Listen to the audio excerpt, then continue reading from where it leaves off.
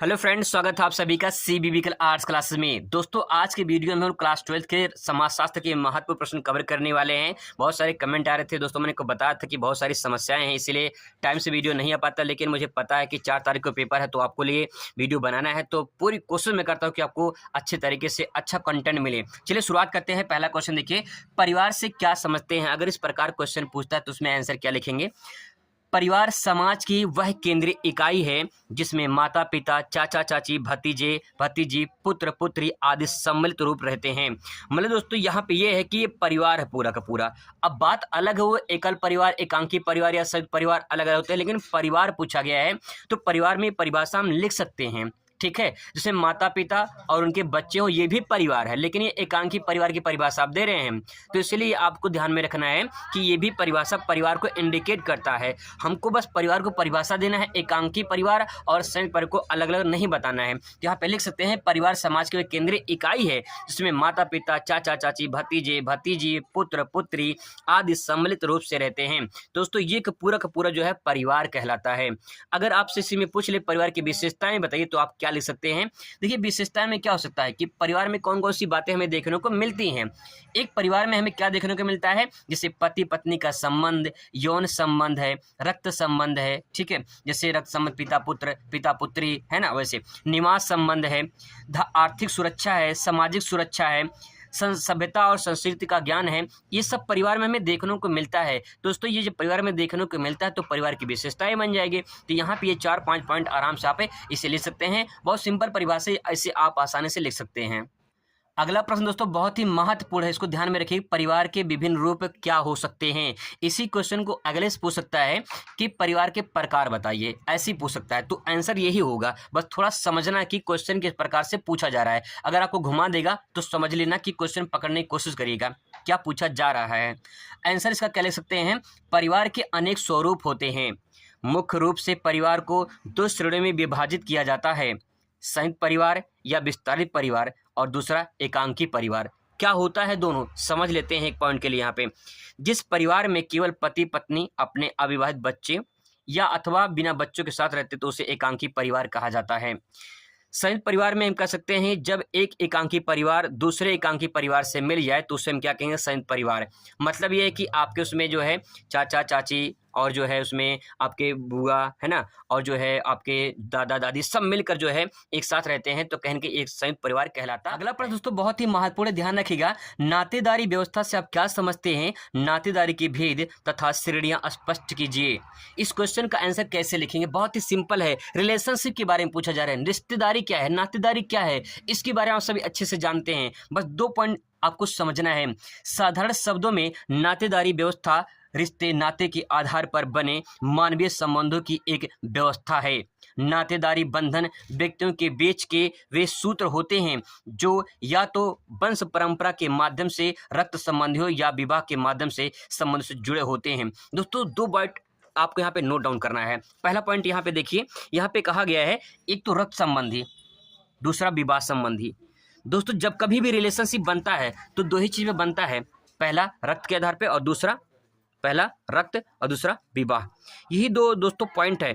आप इस बात को ऐसे समझ सकते हैं, जैसे मान लो एक लड़का है एक लड़की है, ठीक है, ये मान लीजिए लड़का है और मान लेते हैं ये लड़की है, ठीक है, इसका नाम टिल्लू है, इसका नाम लिली है। अब दोस्तों इसको क्या करते हैं, अभी ये अनजान है, इन दोनों का रिलेशनशिप बनाइए, इन दोनों को शादी करा दीजिए। जब इन दोनों की शादी होगी तो इस लड़के का जो परिवार होगा, इस लड़की के जो परिवार होंगे, कहीं कहीं इनसे जुड़ेंगे तो किसके आधार पे? विवाह के आधार पे। अगर विवाह नहीं होता तो कैसे रिलेशनशिप बनता? नहीं बनता ना। तो पहला पॉइंट हो जाएगा, विवाह के आधार पे इन दोनों का रिश्तेदारी बन गया है। अब सवाल है, जब इन दोनों के बच्चे होंगे, ठीक है, तो क्या हो जाएगा? ये रक्त संबंधी हो जाएगा। इसी को रिलेशनशिप कहते हैं, क्योंकि जब ये बच्चा आएगा दुनिया में तो ये चाचा कहेगा, ये बुआ कहेगा, ये पापा कहेगा, ये मम्मी कहेगा, कहीं के दोस्तों रक्त संबंधी रिलेशनशिप यहाँ पे बनता चला जाएगा। तो ध्यान रखिएगा, जब कभी भी रिलेशनशिप बनेगा तो कैसे बनेगा? एक रक्त संबंधी के आधार पे, दूसरा विवाह के आधार पे। इसके सिवाय कभी भी रिलेशनशिप बन ही नहीं सकता है। अगर बनता है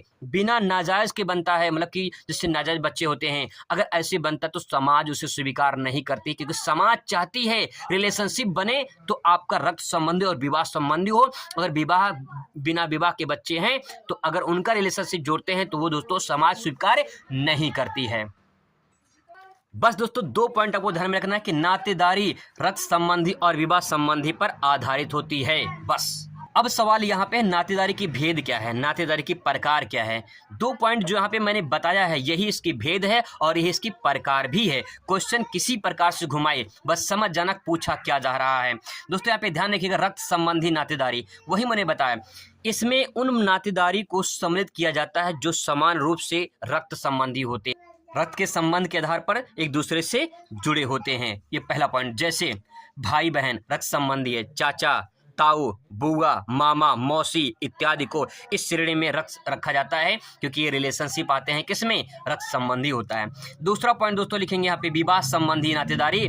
इसमें हम उन सभी नातेदारी को सम्मिलित करते हैं जो विवाह के संबंध के आधार पर एक दूसरे से जुड़ते हैं। वही मैंने आपको एग्जाम्पल से समझा दिया कि जब अगर इन दोनों की शादी करा दिया जाए तो इनके परिवार और इनका परिवार किसी रिलेशनशिप में जुड़ेंगे तो किसके आधार पे, विवाह के आधार पे ही जुड़ेंगे। तो दोस्तों आप आसानी से बात को समझ सकते हैं।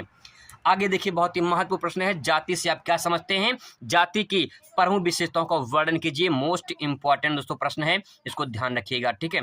जाति क्या है, देखिए जाति शब्द अंग्रेजी के कास्ट शब्द से हिंदी अनुवाद है। यानी जाति जो शब्द है वो कास्ट से, मतलब कि अंग्रेजी के कास्ट शब्द से लिया गया है। और एक कास्ट शब्द कहाँ से बना है, पुर्तगाली शब्द से बना है। दोस्तों ध्यान रखिए, बहुत ही महत्वपूर्ण प्रश्न है यहाँ पे। अब दोस्तों जो कास्ट शब्द था ये पुर्तगाली शब्द की कास्टा से बना है जिसका अर्थ होता है नस्ल या प्रजाति। आप इस बात को ऐसे समझ सकते हैं दोस्तों, सिंपल वर्ड में आपको समझा दूं मैं कि जाति जो है ये हिंदी शब्द है। ये जाति कहाँ से लिया गया है, कास्ट से लिया गया है। तो कास्ट कौन शब्द, अंग्रेजी शब्द है। तो ये अंग्रेजी शब्द कास्ट आया कहाँ से, कास्टा से आया है, पुर्तगाली। मतलब जननी कौन है जाति का, जननी दोस्तों पुर्तगाली शब्द है। ध्यान से बात को समझने की कोशिश करेगा कि अगर आपसे पूछ ले कि जाति की उत्पत्ति किस भाषा से हुई है तो बताएंगे पुर्तगाली, ना कि अंग्रेजी से, क्योंकि अंग्रेजी शब्द भी पुर्तगाली से बना है तब जाके हमारे पास जाति आया है। तो ध्यान रखिएगा, जाति यानी कास्ट और कास्ट यानी कास्टा, और कास्टा का अर्थ होता है नस्ल या दोस्तों प्रजाति। तो जाति कौन सी भाषा का शब्द है, पुर्तगाली भाषा का शब्द है। ये आपसे बहुविकल्पीय में या अतिलोक में पूछा जा सकता है। Point be noted my Lord. तो दोस्तों आई होप कि आपको जाति की परिभाषा समझ में आ गया होगा। अगला प्रश्न देख लेते हैं, भारतीय समाज में जाति व्यवस्था के गुण और दोषों की व्याख्या कीजिए। तो भारतीय समाज में जाति व्यवस्था के गुण और दोष क्या क्या हैं, समझ लेते हैं थोड़ा सा इनको फटाफट। जाति व्यवस्था का इतिहास हजारों वर्ष का है। वास्तव में भारतीय समाज में जाति व्यवस्था द्वारा अनेक कार्य संपन्न होते हैं और आज भी यह हो रहा है। अनेक दोष होते हुए भी आज जाति व्यवस्था का महत्व किसी न किसी रूप में बना हुआ है। इसका प्रत्यक्ष प्रमाण यह है कि जाति प्राचीन काल से आज तक भारतीय सामाजिक व्यवस्था में विशेष भूमिका निभाती आ रही है। आप इतना समझ जाइए कि जाति व्यवस्था आज की नहीं है, हजारों साल पुरानी व्यवस्था है ये। और वास्तव में भारतीय समाज में कहें कि जाति व्यवस्था एक अनेक रूपों में पाया जाता है। तो यहाँ पे दोस्तों बात किया जाए तो ये प्राचीन काल से आज तक भारतीय सामाजिक व्यवस्था में विशेष भूमिका निभा रहा है। अपनी कहने की जो छवि है वो अपनी बनाए रखा है। वो तो बात थी दोस्तों परिभाषा की थोड़ी सी। अब यहाँ पे जो फैक्ट पॉइंट है कि जाति व्यवस्था की प्रमुख कार्य या गुण कौन कौन से, इनको समझ लेते हैं। बहुत अच्छी तरीके से समझिए। मानसिक सुरक्षा में लिखेंगे जाति अपने सदस्यों को मानसिक सुरक्षा प्रदान करती है। जाति का निर्धारण जन्म से होता है। बहुत ही महत्वपूर्ण दोस्तों पॉइंट, इसको नोट डाउन कर लेंगे। जाति का निर्धारण जन्म से होता है, ये बहुत ही बढ़िया प्रश्न है। बहुविकल्पी यहाँ से बन सकता है कि जाति का निर्धारण किससे होता है, तो जन्म से होता है। अतः व्यक्ति को व्यवसाय विवाह संबंधी आदि के विषय में विशेष सूचना नहीं पड़ता है। लोग कहते हैं कि जो जाति होती है वो व्यवसाय पर आधारित होती है, विवाह पे आधारित होती है। ऐसा नहीं है, जाति जन्म पर ही आधारित होती है, क्योंकि जिस जाति में जो बच्चा जन्म ले लिया उसकी जाति उसके साथ जुड़ जाती है।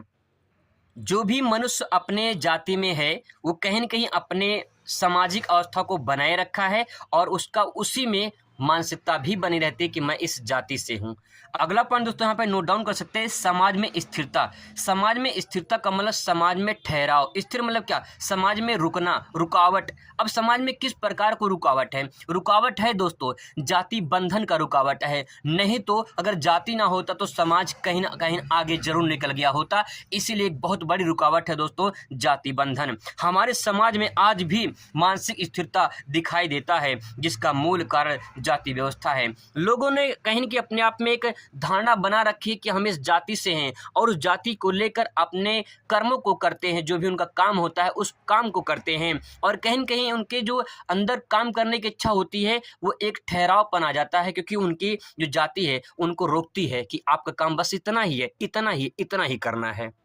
आई होप दोस्तों कि आपको समझ में आ रहा होगा। सामाजिक सुरक्षा, अगला पॉइंट ले सकते हैं सामाजिक सुरक्षा। जाति व्यवस्था अपने सदस्यों को हर प्रकार की सामाजिक सुरक्षा प्रदान करता है। जो जिस जाति में है उसी प्रकार से उसको अपनी सामाजिक सुरक्षा मिलती रहती है। रक्त की शुद्धता का तात्पर्य क्या है? जाति व्यवस्था द्वारा रक्त की शुद्धता में विशेष सहायता मिलती है। दोस्तों तात्पर्य ये है कि जो जिस जाति में अपना खुश है, ऐसा नहीं कि मुझे जाति मिल जाए, ऐसा नहीं है।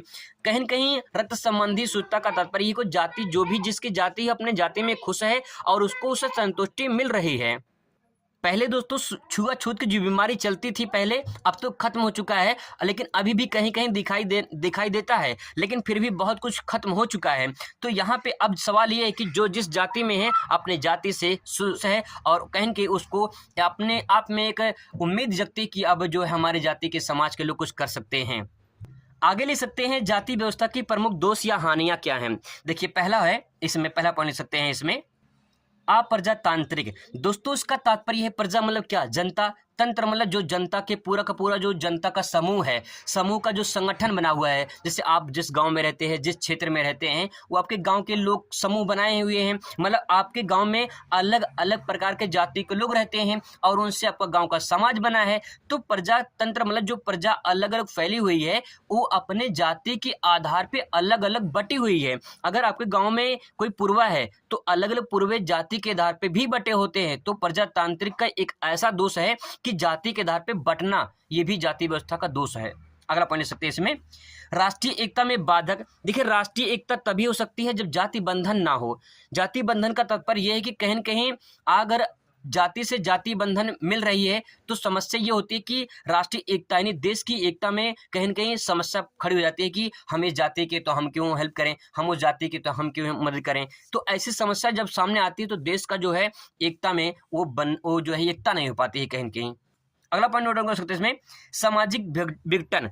सामाजिक विघटन का तात्पर्य दोस्तों ये है कि समाज में अलग अलग लोग जब रहते हैं, जाति व्यवस्था के लोग रहते हैं, तो कहीं की उसमें लड़ाई झगड़ा मारपीट होते रहते हैं। विघटन मतलब अलग अलग हो जाना, कहीं की समस्या होती रहती है, समाज में बुराइयां होती रहती हैं। एक जाति दूसरे जाति को कहीं कहीं नीचा दिखाता है, ऊपर मतलब उसको उठने नहीं देता है। तो कहीं कहीं विघटन अलग अलग बिखराव पड़े रहते हैं, अलगाव होते रहते हैं, लड़ाई झगड़ा होता रहता है। तो आप इस पॉइंट को इसमें नोट डाउन कर सकते हैं। अगला ले सकते हैं इसमें आर्थिक प्रगति में बाधक। देखिए कहीं कहीं जाति जो है वो कहीं कहीं उनकी सोच के ऊपर भी निर्भर करता है कि कहीं कहीं उनकी जो सोच है उसके आधार पे वो काम करते हैं और उनकी जो सोच है उनकी जाति से संबंधित होती है। इसीलिए उसको आर्थिक प्रगति कहीं कहीं विकास नहीं हो पाता है। तो ये विकास नहीं हो पाएगा तो कहीं कहीं उनका जो एक बहुत बड़ा कारण बनेगा वो जाति के आधार पर ही होता है। अगला पॉइंट लिख सकते हैं इसमें प्रतिभा का दुरुपयोग। जैसे कभी कभी होता है कि कोई जाति का है, उसकी प्रतिभा अच्छी है, जैसे मान लो कोई ए जाति का है, कोई बी जाति का है। मैं किसी जाति का नाम मैं यहाँ पे नहीं ले सकता क्योंकि यहाँ पे एक सामाजिकता के लिए खिलाफ होगा। तो यहाँ पे मान लेते हैं एक जाति है, एक बी जाति है, ठीक है। अब ए जाति वाला मान लेते हैं ये उच्च कैटेगरी का है और ये निम्न कैटेगरी का है, ठीक है। अब मान लेते हैं ये निम्न जाति वाला, अगर ये इसकी प्रतिभा मतलब विकसित हो गई, मतलब ये बच्चा जो है ब्रिलियंट हो गया और ये कहीं कहीं विद्यालय में टॉप कर दिया, तो क्या होगा, इसके जो प्रतिभा हो उसकी दुरुपयोग किया जाएगा, कहीं कि उसको नीचा गिरा के इस ऊंचे वाले व्यक्ति को ऊपर उठाया जाएगा। तो ये समस्या बनी रहती है, तो प्रतिभा का दुरुपयोग होता रहता है। तो दोस्तों ये सारे पॉइंट जाति व्यवस्था में आप इसे नोट डाउन कर सकते हैं। अगला प्रश्न दोस्तों बहुत ही महत्वपूर्ण है, अनुसूचित जाति की 3 समस्याएं बताइए। अनुसूचित जाति की यहाँ पे 3 समस्याएं क्या क्या है ये आपको नोट डाउन करना है। पहला पॉइंट लिखिए यहाँ पे, अनुसूचित जातियों के सम्मुख बड़ी समस्या अस्पृश्यता यानी छुआछूत। अस्पृश्यता मतलब छुआछूत की रही। यदि वर्तमान में इससे कमी आई है। मतलब कि जो पहले छुआछूत की जो कमी मतलब बहुत ज़्यादा थी छुआछूत, अब दोस्तों उसकी कमी देखने को मिल रही है, तो ये सबसे बड़ी समस्या थी, लेकिन अभी भी दिखाई पड़ती है। अगला देखिए, अनुसूचित जाति यानी एससी एसटी की बात की जा रही है, यहाँ पे तो बात एससी की जाए। दूसरा पॉइंट ले सकते हैं, अनुसूचित जाति के लोग आर्थिक दृष्टि से पिछड़ी जाति। अगला पॉइंट दोस्तों में ले सकते हैं, अनुसूचित जाति के लोग आर्थिक दृष्टि से पिछड़ी स्थिति में हैं, निर्धनता इनके लिए अभिशाप बनी हुई है। ये बहुत बड़ी समस्या है। अनुसूचित जाति के लोग निर्धनता के शिकार हुए हैं। कहीं न कहीं उनकी जो कार्य करने की क्षमता है वो करना चाहते हैं, लेकिन कहीं की जाति जो है वो उनको पीछे कर देती है। अगला पॉइंट ले सकते हैं इसमें, अनुसूचित जाति के लोगों को आवास की समस्या का भी सामना करना पड़ता है। आवास की समस्या जो है, कहीं न कहीं इनके पास घर नहीं होता है, और जो घर मिलते हैं तो कभी कभी ऐसा हो जाता है जो पात्र है, समाज में यही तो होता है, जो पात्र है उसको नहीं मिलता है, जो अपात्र है उसको मिल जाता है। तो यही सबसे बड़ी समस्या है। अगला प्रश्न दोस्तों देख सकते हैं, दिव्यांग से आप क्या समझते हैं? दिव्यांग से आप क्या समझते हैं, या दिव्यांग किसे कहते हैं, दिव्यांग क्या है? किसी प्रकार से क्वेश्चन पूछे, आंसर यही होगा, जो व्यक्ति किसी कारणवश शारीरिक रूप से अपंग हो उसे अपाहिज या विकलांग पुकारने के स्थान पर सम्मानपूर्वक दिव्यांग कहा जाता है। दोस्तों ये पॉइंट आप ध्यान में रखिएगा कि दिव्यांग क्या है, तो आप इतना समझ जाइएगा, जो व्यक्ति किसी भी कारणवश शारीरिक रूप से अपंग या अपाहिज हो उसे विकलांग पुकारने के स्थान पर सम्मानपूर्वक जो है दिव्यांग कहा जाता है। अगला प्रश्न दोस्तों नोट डाउन कर सकते हैं, बहुत ही महत्वपूर्ण प्रश्न है, सामाजिक अपवर्जन या बहिष्कार से आप क्या समझते हैं? इस प्रश्न का उत्तर कैसे लिखेंगे? क्वेश्चन कई प्रकार से आपसे पूछ सकता है। सामाजिक अपवर्जन या बहिष्कार वह तौर तरीके हैं उनके माध्यम से किसी व्यक्ति या समूह को समाज में पूरी तरह से घुलने मिलने से रोकता है तथा अलग या बहिष्कार की प्रकृति अनैच्छिक होता है। ऐसे भी कर सकते हैं, सामाजिक अपवर्जन बहिष्कार की प्रकृति अनैच्छिक होता है, अर्थात यह बहिष्कार लोगों की इच्छाओं के विरुद्ध कार्यवाहित होता है। दोस्तों इस बात को बहुत सिंपल तरीके से आप ऐसे समझ सकते हैं, देखिए समाज में हमारे ऐसी बुराइयां बहुत ज़्यादा पनप रही हैं। जैसे समाज में क्या होता है, अपने ही गांव के पड़ोसी के साथ में जो संबंध हो जाता है, जो रिलेशनशिप बन जाता है, जैसे मान लो कोई लड़का लड़की, इनका रिलेशनशिप बन गया, संबंध बन गया, तो अब अगर मान लेते हैं इनका संबंध बनने से अगर इनकी ज़िंदगी में एक बच्चा आ जाता है, ठीक है, बिना शादी के, तो क्या इस बच्चे को समाज स्वीकार करेगा? स्वीकार नहीं करेगा, बल्कि इस बच्चे के साथ इन दोनों को भी समाज बहिष्कार कर देगा, बाहर निकाल देगा कि जाओ हमारे गांव से, तुम यहाँ से भाग जाओ। अगर इस समाज स्वीकार नहीं करता है तो इसी क्रिया को दोस्तों बहिष्कार या अपवर्जन कहेंगे। बहुत सिंपल वर्ड में आप आसानी से समझ सकते हैं कि समाज जिसे स्वीकार नहीं करता है, जिस बात को स्वीकार नहीं करता है, जिस समूह या समुदाय जिस व्यक्ति को स्वीकार नहीं करता है, उसे कहते हैं सामाजिक बहिष्कार या सामाजिक अपवर्जन। बहुत सिंपल वर्ड में लिख सकते हैं। अगला प्रश्न दोस्तों यहाँ ले सकते हैं, जनजातीय कल्याण के लिए किए गए सरकारी प्रयासों की विवेचना कीजिए। तो जनजातीय कल्याण के लिए क्या सरकार ने प्रयास किए हैं, उससे आपको ऐसा वही क्वेश्चन पूछ सकता है, तो उसका आंसर कैसे लिखेंगे? जनजातीय उत्थान तथा कल्याण के लिए किए गए मुख्य सरकारी संवैधानिक प्रयास अगर लिखित है। अब दोस्तों यहाँ पे देखिए क्या क्या पॉइंट यहाँ पे नोट डाउन कर सकते हैं। पहला पॉइंट, लोकसभा तथा राज्य विधानमंडलों में इनके लिए स्थान आरक्षित किए गए हैं। पहला पॉइंट यहाँ पे दोस्तों ये हो जाएगा कि लोकसभा और राज्य विधानमंडल में इनके लिए जनजाति के लिए आरक्षित किए गए हैं। दूसरा पॉइंट ले सकते हैं, सरकारी सेवाओं में आरक्षण प्रदान किया गया है, यानी इनको क्या किया गया है, आरक्षण प्रदान किया गया है सरकारी सेवाओं में। तीसरा पॉइंट ले सकते हैं, जनजातीय क्षेत्रों में प्रशासन हेतु कल्याण व सलाहकार एजेंसियां स्थापित की गई हैं। ये बहुत महत्वपूर्ण पॉइंट हो जाएगा। अगला पॉइंट लिखिए, यहाँ पे ले सकते हैं, संवैधानिक संरक्षणों के क्रियान्वयन के जांच हेतु संसदीय समिति गठित किया गया है। तो ये भी दोस्तों बहुत महत्वपूर्ण पॉइंट हो जाएगा। 5 पॉइंट ले सकते हैं आप यहाँ पे, राज्यों में कल्याण विभागों की स्थापना की गई है, यानी राज्यों के कल्याण के लिए विभागों की स्थापना की गई है जो जनजातीय कल्याण कार्यों की देखरेख करेंगी। तो यहाँ पे दोस्तों बात ये की कि किस प्रकार से आपको यहाँ पे लिखना है कि जनजातीय कल्याण के लिए सरकार ने क्या क्या कदम उठाए हैं। तो कदम बहुत सारे उठाए हैं, यहाँ पे आप देख सकते हैं पॉइंट को, इन सारे पॉइंट को आप नोट डाउन कर सकते हैं। अब इसके बाद दोस्तों महत्वपूर्ण प्रश्न देखिए, सामाजिक स्तरीकरण किसे कहते हैं, इसकी प्रमुख विशेषताओं को बताइए। तो सबसे पहले यहाँ पे 1 नंबर सवाल यहाँ मिल सकता है आपको कि सामाजिक स्तरीकरण क्या है, इसके बारे में पहले बताइए। चलिए समझते हैं सामाजिक स्तरीकरण क्या है। आपको हेडिंग डाल देना है सामाजिक स्तरीकरण और लिखना है संसार में कोई भी समाज ऐसा नहीं है जिसमें सभी व्यक्ति एक समान हो, अर्थात ऊंच नीच की भावना प्रत्येक समाज में किसी रूप में पाई जाती है। धन दौलत प्रतिष्ठा तथा जनता का वितरण प्रत्येक समाज में असमान रूप से पाया जाता है तथा इसी असमानता वितरण के लिए समाजशास्त्र में सामाजिक स्तरीकरण का सदप्रयोग किया गया है। यदि विभिन्न श्रेणियों में उच्च नीच का आभास होता तो यह स्तरीकरण है।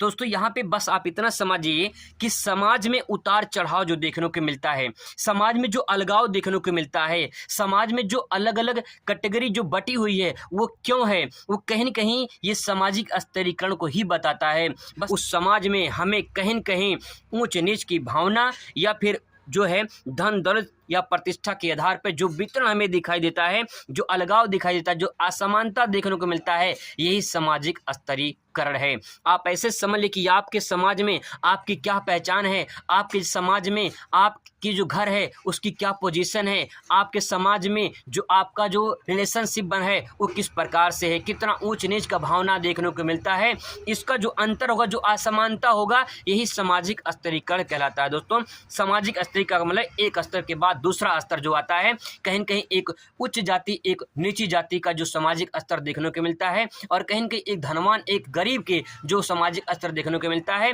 ये सारे कारण सामाजिक स्तरीकरण में आप लिख सकते हैं।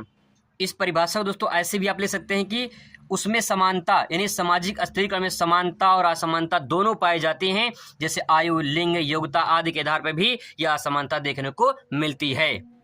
बस दोस्तों बस आप इतना समझिए कि सामाजिक स्तर का मतलब ये होता है कि समाज में जो अलग अलग प्रकार की असमानता देखने को मिलती है, अब चाहे वो जाति के आधार पे हो, चाहे ऊंच नीच के आधार पे हो, चाहे धन दौलत के आधार पे हो, या जो है कुछ भी इसमें अगर बदलाव देखने को मिलता है समाज में, तो उस क्रिया को ही सामाजिक स्तरीकरण कहा जाता है। दोस्तों इस प्रकार से क्वेश्चन पूछ ले अनुसूचित जातियों की प्रमुख समस्याओं को स्पष्ट कीजिए या उनके समस्याओं का निदान क्या है। यहाँ पे अगर निदान पूछ ले समस्याओं का निदान क्या है तो यहाँ भी आप पॉइंट नोट कर सकते हैं। इसको मैं दोनों बता दे रहा हूँ आपको कि समस्या है तो समस्या का निदान क्या है। देखिए अनुसूचित जातियों की प्रमुख समस्याएं हैं। पहले समस्या देख लीजिए, अस्पृश्यता की समस्या मतलब छुआछूत की समस्या। दूसरा लिख सकते हैं इसमें सार्वजनिक पूजा के स्थानों पर जैसे मंदिरों में प्रवेश नहीं कर सकना, ये इनकी जो है कहने की एक सबसे बड़ी समस्या थी। धार्मिक क्रियाओं का जो है संपादन नहीं कर सकते थे ये सब, तो यहाँ पे एक बहुत बड़ी समस्या थी इनके लिए। अगला पॉइंट लिख सकते हैं इसमें सार्वजनिक कुओं तालाबों का प्रयोग नहीं कर सकते थे, ये भी बहुत बड़ी समस्या थी। सार्वजनिक स्थलों जैसे होटलों जलपान गृहों मनोरंजन के स्थलों पर प्रवेश करना इनका वर्जित था। इसके अतिरिक्त आर्थिक दृष्टि से अस्पृश्य जातियों के व्यवसाय जो थे वो भी चयन के स्वतंत्र नहीं होने मतलब। अगला पॉइंट लिख सकते हैं सार्वजनिक कुओं व तालाबों का प्रयोग नहीं कर सकते थे, ये भी बहुत बड़ी समस्या थी। सार्वजनिक स्थलों जैसे होटलों जलपान गृहों मनोरंजन के स्थलों पर प्रवेश नहीं कर पाना इनकी सबसे बड़ी समस्या थी। इसके अतिरिक्त आर्थिक दृष्टि से अस्पृश्य जातियों का व्यवसाय जो था उसका चयन भी करने में इनको स्वतंत्रता नहीं मिलती थी, तो ये सबसे बड़ी समस्या थी। अब इसका निदान देख लीजिए, निदान क्या हो सकता है। निदान में कह सकते हैं कि निदान हेतु प्रयास क्या क्या किए गए हैं। जैसे संवैधानिक प्रयास किया गया है, जैसे छुआछूत अस्पृश्यता को अनुच्छेद 17 के तहत जो है खत्म कर दिया गया है, तो ये सबसे बड़ी यहाँ पे उपलब्धि थी। अस्पृश्यता का अपराध अधिनियम 1955 लागू किया गया। आर्थिक अधिकार दिया गया इनको। सरकारी नौकरियों में स्थान दिया गया। शिक्षा का संबंधी जो है व्यवस्थाएं वो दी गई, तो इससे कहीं की बदलाव देखने को मिला और उनका कुछ निदान हुआ। अगले प्रश्न लिख सकते हैं यहाँ पे सांस्कृतिक विविधता से क्या आशय है। सांस्कृतिक विविधता क्या है, इसके बारे में क्वेश्चन पूछ सकता है आपसे, ध्यान रखिएगा। सांस्कृतिक विविधता से आशय उस स्थिति से है जब किसी देश या क्षेत्र में एक ही समय पर अनेक सांस्कृतिक विशेषताएं पाई जाती हों। सांस्कृतिक विविधता वाले समाज या देश में रहन सहन खान पान धार्मिक भाषागत एवं भौगोलिक विचारधाराओं तथा कलाओं की विविधता पाई जाती है। सांस्कृतिक विविधता का मतलब ये दोस्तों होता है, विविधता का मतलब भिन्नता। एक ही क्षेत्र में एक ही देश में अलग अलग प्रकार की आपको संस्कृति देखने को मिलती है। जैसे कि भारत में अलग अलग राज्यों में अलग अलग संस्कृति देखने को मिलती है, तो उसको सांस्कृतिक विविधता कहते हैं। मतलब एक देश में एक क्षेत्र में जब हमें अलग अलग संस्कृति देखने को मिले। विविधता का मतलब दोस्तों आप यही कह सकते हैं कि भिन्नता, किस प्रकार की भिन्नता, सांस्कृतिक। तो अलग अलग प्रकार की जो देश में संस्कृति पाई जाती है उसी को सांस्कृतिक विविधता कहते हैं। बस काम खत्म। अगला प्रश्न देखिए, WC स्मिथ के अनुसार संप्रदायवाद या सांप्रदायिकता से क्या आशय है? बहुत ही महत्वपूर्ण प्रश्न दोस्तों, सांप्रदायिकता से क्या आशय है? देखिए स्मिथ है ये। अगला प्रश्न दोस्तों देख सकते हैं, WC स्मिथ के अनुसार सांप्रदायवाद या सांप्रदायिकता से क्या आशय है? बहुत ही महत्वपूर्ण प्रश्न है। WC स्मिथ ने सांप्रदायिकता को स्पष्ट करते हुए लिखा है, एक सांप्रदायिक व्यक्ति अथवा व्यक्ति का समूह वह है जो प्रत्येक धार्मिक अथवा भाषाई समूह को ऐसे पृथक या सामाजिक व राजनीतिक इकाई को मानता है जिसके हेतु अन्य समूहों से पृथक होते हैं और उनके विरोध भी हो सकते हैं। ऐसे ही व्यक्तियों या व्यक्ति के समूह की विचारधारा को सांप्रदायिकता या सांप्रदायवाद कहकर संबोधित किया जाता है। आप इतना समझ जाइए कि सांप्रदायिकता या संप्रदायवाद क्या है। जब कोई भी संप्रदाय, जैसे कोई समूह है व्यक्तियों का, उनका संप्रदाय अलग है, दूसरे व्यक्ति का संप्रदाय अलग है, तो क्या करेंगे, जब व्यक्तियों का संप्रदाय अलग अलग विचारधारा उनकी बटी हो, अलग अलग हो, तो उसे हम सांप्रदायिकता या संप्रदायवाद कहते हैं। ठीक है, जैसे कि हिंदू, मुस्लिम, सिख, ईसाई, इनकी संप्रदाय अलग अलग है, तो इनका व्यक्तियों का समूह भी अलग अलग देखने को मिलता है। तो क्या है, इनका संप्रदाय अलग है, हिंदू का संप्रदाय अलग है, मुस्लिम का अलग है, सिख का, ईसाई का अलग अलग है। तो ऐसे संप्रदाय को समूह जो उनकी जो विचारधारा है उसी को संप्रदायवाद कहा जाता है। अगला प्रश्न दोस्तों है, क्षेत्रवाद का क्या अर्थ है? क्षेत्रवाद की अवधारणा का प्रयोग संकुचित और विस्तृत दोनों रूप में किया जा सकता है। संकुचित रूप में इसका प्रयोग स्थानीय हेतु के प्रति विशेष लगाव और विस्तृत रूप में केंद्र के प्रति आंदोलन के इंगित करने के लिए किया जाता है। क्षेत्रवाद का मतलब दोस्तों बस इतना हो जाएगा कि जैसे मान लो यूपी वाले चाह रहे हैं कि हम यूपी के लोग हैं, अगर महाराष्ट्र में वो जाते हैं तो महाराष्ट्र वाले इनके साथ अगर कहीं अत्याचार करते हैं तो कहें कि ये क्षेत्रवाद है। ठीक है, अगर आप कहीं मान लो कि आप हिमाचल प्रदेश जाते हो तो हिमाचल प्रदेश अगर आपके साथ कोई अत्याचार करते हैं तो अब क्या है, ये क्षेत्रवाद है। तो क्षेत्रवाद का मतलब दोस्तों ये है कि यहाँ पे कोई भी स्थानीय तरीके से या केंद्र की तरफ से या राज्य की तरफ से कोई अगर आंदोलन देखने को मिलता है तो इसी को क्षेत्रवाद कहते हैं। जो इतना भाषा लिखा हुआ है उसकी 2 लाइन में परिभाषा आप लिख सकते हैं। अगर आपसे अलग से क्वेश्चन पूछ ले कि क्षेत्रवाद को बढ़ावा देने वाले 2 कारणों को उल्लेख कीजिए, तो आप ले सकते हैं एक भाषाई प्रेम। भाई देखिए, तेलुगु वाला है तो अपना जो है तेलुगु भाषा बोलेगा, बिहारी है तो भोजपुरी भाषा बोलेगा, है ना, अगर पंजाबी तो पंजाबी भाषा बोलेगा, महाराष्ट्र का है मराठी भाषा बोलेगा, उड़ीसा का तो उड़िया भाषा बोलेगा। तो जो भाषा का प्रेम है वो उनकी भाषा का प्रेम उनके साथ में है। तो अगर महाराष्ट्र जो है, महाराष्ट्र का कोई व्यक्ति रहेगा तो मराठी भाषा बोलेगा, उसको मराठी भाषा से प्यार होगा। तो कहीं न कहीं जो प्रेम है भाषा के प्रति, ये क्षेत्रवाद का कारण बनता चला गया है। ठीक है, बात समझ में आई। अगला पॉइंट सकते हैं, असंतुलित आर्थिक विकास। क्षेत्रवाद के उद्भव में देखा जाए तो ये सबसे बड़ा कारण है असंतुलित आर्थिक विकास। लोग मुंबई, दिल्ली, आंध्र प्रदेश या फिर जो है चेन्नई उन्हें कमाने क्यों जाते हैं? वहाँ पे कमाने इसलिए जाते हैं क्योंकि वहाँ पे जो है कहीं के लोगों को रोजगार मिल जाता है, कंपनियां बहुत सारी हैं, लोगों को रोजगार मिल जाता है, उनसे अपनी आर्थिक जीवन चलती रहती है। तो अब सवाल है कि यूपी बिहार में उतना ज़्यादा आर्थिक विकास नहीं हो पाया है, तो कहीं के लोग, यूपी बिहार के लोग कमाने जाते हैं बाहर, तो जो कमाने जाएंगे तो वहाँ के लोग अत्याचार करेंगे, मतलब कि क्षेत्रवाद का अपनाएंगे। तो ये पॉइंट देखिए, कल्याणकारी राज्य से क्या आशय है? कल्याणकारी, बस दोस्तों प्रश्न समझिए कि पूछना क्या चाह रहा है। कल्याणकारी राज्य से आशय व्यवस्था से है, उस व्यवस्था से यहाँ पे होना चाहिए, उस व्यवस्था से है। ठीक है, उस व्यवस्था से है जिसमें हर प्रकार के भेदभाव को छोड़कर जनसाधारण की अधिक से अधिक मौलिक आवश्यकताओं तथा सुविधाओं की पूर्ति करने में सर्वोच्च प्राथमिकता दी जाती है। दोस्तों यहाँ पे बस इतना समझिए, जब किसी राज्य का कल्याण होगा तो किस प्रकार से होगा? जब कहीं न कहीं सभी भेदभाव को छोड़ दिया जाए, सारे भेदभाव, जाति बंधन मुक्त कर दिया जाए, सब कुछ छोड़ दिया जाए, तभी कहीं न कहीं किसी भी देश का जो है वो विकास हो पाएगा, तब जाके वो राज्य कल्याणकारी राज्य कहलाएगा। जब वहाँ पे कुछ भी छुआछूत, भेदभाव सब कुछ खत्म कर दिया जाएगा, तब जाके किसी देश का कल्याण हो सकता है। और जब देश या राज्य का कल्याण होगा तो कहीं न कहीं विकास अपने आप होता चला जाएगा। तो दोस्तों ये कुछ महत्वपूर्ण प्रश्न थे जिसे आपको रिवीजन कर लेना है, फटाफट बस रिवीजन कर लेना है। मिलते हैं दूसरे वीडियो में। Thanks for watching.